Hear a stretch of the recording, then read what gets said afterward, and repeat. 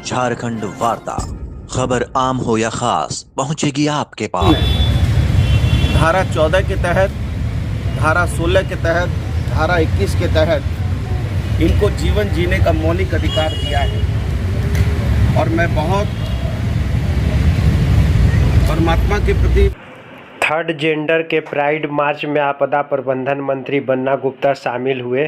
कहा कि इनमें प्रतिभा की कमी नहीं है, इन्हें भी सभी की तरह समान अवसर मिलना चाहिए। ये हर क्षेत्र में आगे बढ़ रही है। और सुने आगे क्या कहा।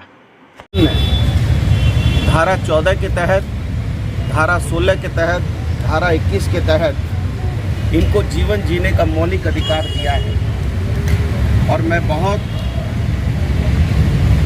परमात्मा के प्रति भी शुक्रगुजार हूँ। और बहुत से ऐसे समाजसेवी लोग भी हैं और देश की कुछ ऐसी सरकारें भी हैं जिन्होंने इनके मौलिक अधिकार को समझा है, परखा है और इनको सरकारी नौकरियों में भी, अभी हमने देखा कि टाटा स्टील में भी इनको नौकरी मिली है, कुछ पुलिस में भी नौकरियां मिली हैं और यहाँ तक कि राजनीति और लोकतंत्र में भी हम शबनम मौसी को माननीय विधायक के रूप में स्वीकार कर चुके हैं। और हमने छत्तीसगढ़ में एक हमारी थर्ड जेंडर को मेयर के रूप में भी स्वीकार किया है।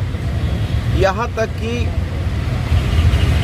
समाचार पत्र और पत्रिका और न्यूज़ चैनलों में भी एक बड़े एंकर के रूप में भी हमारे समाज ने मान्यता दी है।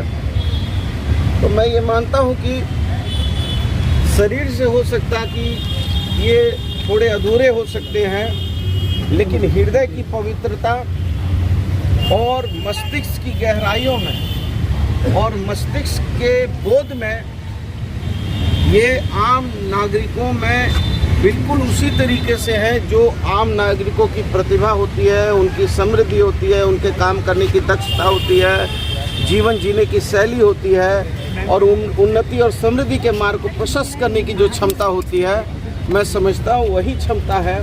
और मैं इसलिए यहाँ आया हूँ कि इनके जो हक और अधिकार हैं और इनको कैसे हम समाज में समायोजित करें, समाज के लोग इनको कैसे अपनाएं, इसके लिए मैं समाज के लोगों को प्रोत्साहित करने के लिए आया हूं और इनका उत्साहवर्धन करने के लिए आया हूं कि इनके अंदर प्रतिभा है, क्षमता है, दक्षता है और इनको अवसर मिलना चाहिए।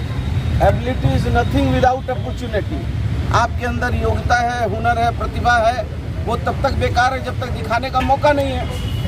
तो सरकारों को भी चाहिए, मैं माननीय मुख्यमंत्री जी से भी प्रार्थना करूंगा इनका। और मैंने बीच बीच में इन लोगों ने कई बार हमसे संपर्क किया है कुछ बातों को लेकर। मैंने हमेशा उन बातों को गंभीरतापूर्वक संज्ञान में लिया है और मैं मुख्यमंत्री जी से भी मांग करूंगा कि थर्ड जेंडर के